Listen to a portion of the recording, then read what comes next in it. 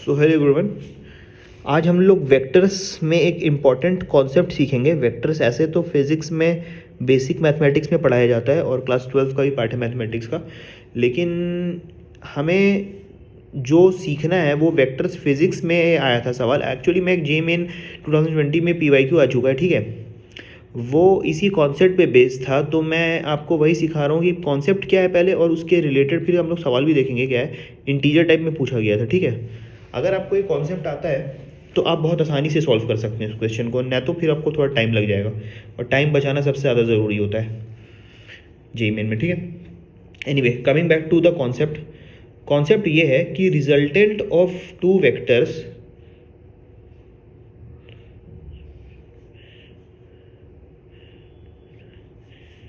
of same magnitude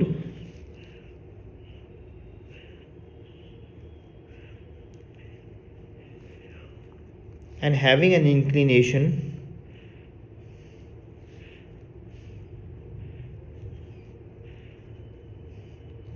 theta between them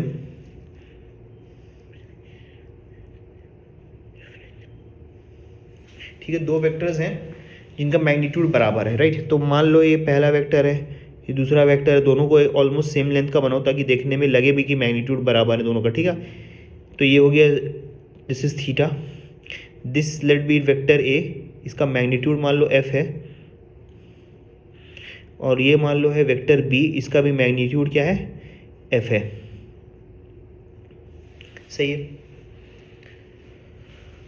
अब हम लोग जानते हैं triangle law of vector addition या parallelogram law of vector addition के हिसाब से कि जो रिजल्टेंट वेक्टर होगा उसका जो मैग्नीट्यूड होगा that will be magnitude of vector A का square plus magnitude of vector B का square plus 2 times magnitude of vector A into magnitude of vector B into cos theta, right. Theta के angle between the two vectors. तो बेटा vector are जो होगा resultant vector वो होगा F square plus 2 into F into cos theta, ठीक है, with N under root. अब तुम ये देखो, इसको सॉल्व करो तो ये क्या हो जाएगा बेटे, ये हो जाएगा 2f² plus 2f² cos theta. Simple mathematics, ठीक है। रिजल्टेंट वेक्टर का जो मैग्नीट्यूड होगा that will be 2f² common extract करो इसमें से 1 प्लस कॉस थीटा का under root. Resultant vector is equals to √2 into F into 1 plus cos theta का अंडर रूट, ठीक है स्टूडेंट्स।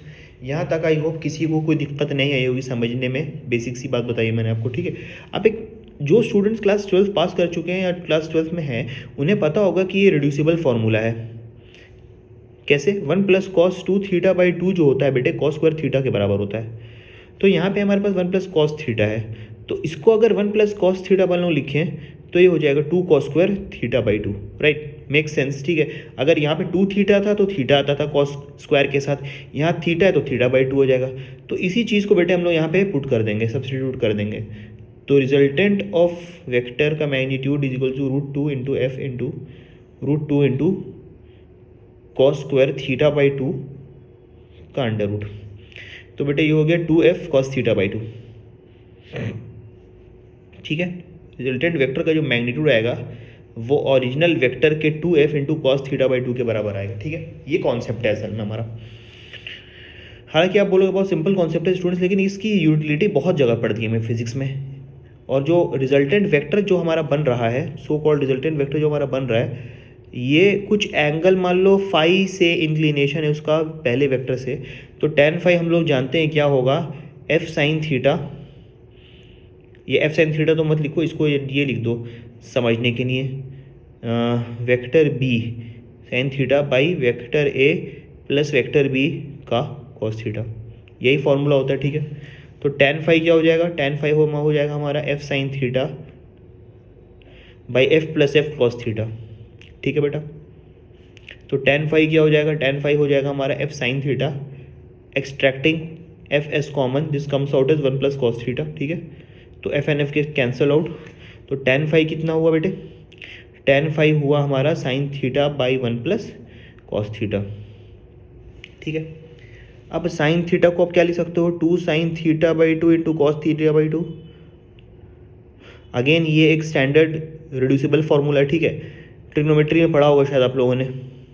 ये ऐसे हो गया, इससे कैंसिल हो गया, इससे कैंसिल हो गया, तो tan फाई कितना है बेटे, tan थीटा बाई 2 क्या आया बराबर। तो पता ये चला कि जो नया वेक्टर आएगा रिजल्टेंट वेक्टर, वो एंगल बाइसेक्टर पे लाई करेगा दोनों वेक्टर्स के, ठीक है।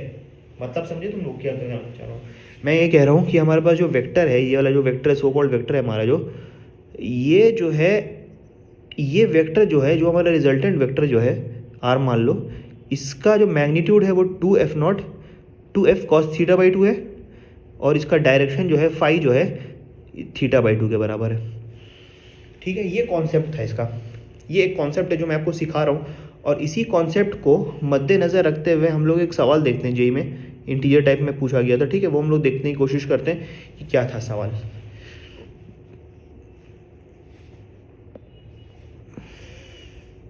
सवाल कुछ ऐसा था,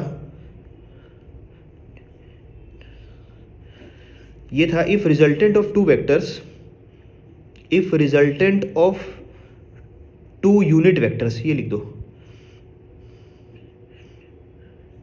is another unit vector. Unit vector क्या होता है बेटा, ऐसा वेक्टर जिसका मैग्नीट्यूड 1 होता है, ठीक है, यूनिटी होती है जिसकी magnitude. Then the angle between them is, then the angle between them is 4x degree. आपको x की वैल्यू बतानी है, x डिग्री कितना होगा, x मतलब इंटीजर में पूछा गया बेसिकली, ठीक है, x क्या है वो आपको बताना है। अभी अभी हमने पढ़ा कि दो वेक्टर्स जब इक्वल मैग्नीट्यूड के हों तो रिजल्टेंट वेक्टर का जो मैग्नीट्यूड होता है दैट इज 2f, इसको ऐसे लिख दो, 2f कॉस थीटा बाई 2। यहाँ पे जो वेक्टर बन रहा है वो भी यूनिट वेक्टर है, वो भी 1 मैग्नीट्यूड का है, और जो वेक्टर्स हैं जो बने हैं जिनको कॉन्स्टिट्यूट किया गया है वो भी यूनिट वेक्टर्स हैं। तो ये सॉल्व करके क्या आ गया, 1/2 is equal to cos theta by 2, right. तो 1/2 is equals to cos 60 is equal to cos theta by 2। तो थीटा कितना आया, 120 डिग्री, और ये थीटा जो इन्होंने कहा था angle between them is 4x, तो 4x degree is 120 degree, so x comes out as 30। तो जो आंसर है यहाँ पे इंटीजर टाइप में वो उनका था 30।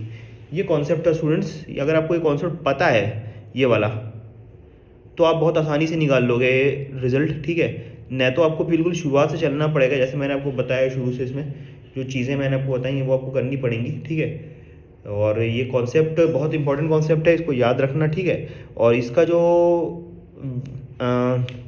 हैंड रिटन नोट्स हैं वो आपको डिस्क्रिप्शन में मिल जाएंगे, और आपको लिखने की ज़रूरत नहीं है, आप वो फॉलो कर सकते हो डायरेक्ट, ठीक है, हैंड रिटन नोट्स हैं। और इसके साथ आज की बात हम लोग ख़त्म करते हैं यहीं पे। नेक्स्ट दिन जब आएंगे तो नेक्स्ट वीडियो में हम लोग कोई दूसरा कॉन्सेप्ट सीखेंगे जो बहुत इंपॉर्टेंट है, ठीक है, और उसको हम लोग साथ में सीखेंगे, ठीक है बेटा, थैंक यू।